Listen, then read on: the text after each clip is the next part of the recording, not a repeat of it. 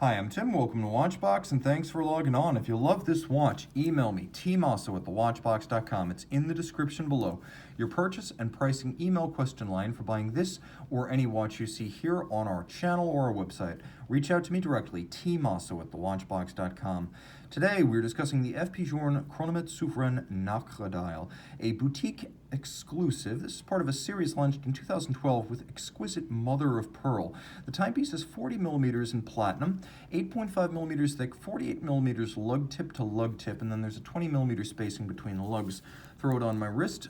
16 centimeters in circumference. Let me pull that sleeve back to give you a better view. You can see the overhead shot. There is some clearance on both sides. The lugs aren't overlapping my wrist. The cuff shot, you can see plenty of clearance with a domed bezel, no issues there. And down the barrel, it's a combination of short lug-to-lug measurement with tightly downturned lugs that makes this a very wearable watch. Plenty of clearance on both sides. I could recommend it for wrist as small as 13.5 centimeters circumference. This watch has an interesting upgrade strap.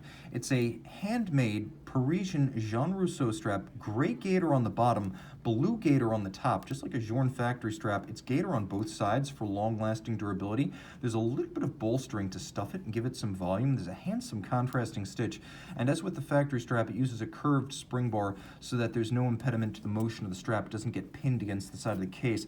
There are also the pull-tab spring bars on the bottom that allow you to remove the strap from both sides without tools. A simple matching FP Journe platinum pin buckle for quick adjustments, and then a characteristic Journe case shape with integrated lugs and a domed bezel, a mid-case defined by the overlapping lip of the bezel in the case back. Everything's of high polish, all is platinum, as is the crown. As you can see, double dimple with a knurled profile. The watch has an extraordinary dial. Now, the center is stamped and galvanized brass, but it's the mother of pearl hour track outboard, which extends to the marquee at the 12 o'clock station, that really sets this watch apart. Everything is blue printed, so there's a blue railroad and radially arrayed Arabic numerals outboard of the center and on the mother of pearl. You'll also note that the printing of the center dial is in blue. The hands are that lovely tapered biomorphic Journe form, and the power reserve indicator, you might note, is a little bit unconventional in that it indicates 0 when fully wound. This is, after all, the Chronometre Souverain, and FP Journe wanted to pay tribute to marine chronometers, which were navigation clocks on ships that inspired a lot of Journe's work.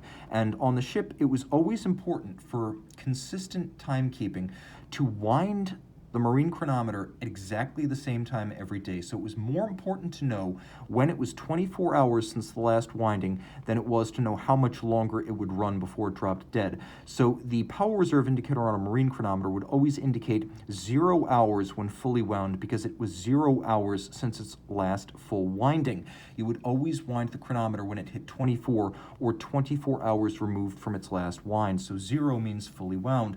It is a 56-hour power reserve, and it beats away on the case back courtesy of an 18-karat solid rose gold caliber 1304, 13 in the size of the movement in French ligne, a traditional watchmaking measurement, and 04 the year work started on the movement at Montrejorn, 22 joules, 21,600 vibration per hour beat rate, like a chronometer, but better, 6-position adjustment. Remember, the COSC test is 2 weeks in 5 positions. This watch has been tested in 6 positions, which gives deviation and variation from the true time, no position in which to hide. A lot of watch brands will adjust the 5 positions and hide all of the error in one untested position. With 6 positions, it has no place to hide. The twin barrels provide a very even release of torque, such that the balance isn't overdriven when fully wound, nor does the amplitude drop off dramatically after 24 hours as it would on a single barrel movement like a Rolex 3235.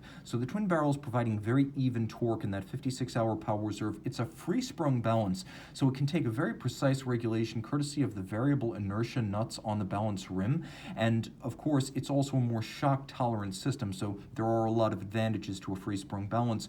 You can also see that there's an open channel between the barrels and the balance, and that's That's because the drivetrain is actually run under the dial, so you have this wonderful open space that acts as a canvas for a radial satin grain on the base plate. Also, engine turning below the balance. There's Côte de Genève across the bridges. You can see that there is a mirrored bevel, mostly mechanically applied, but neat, handsome, and consistent across the edges of the bridges.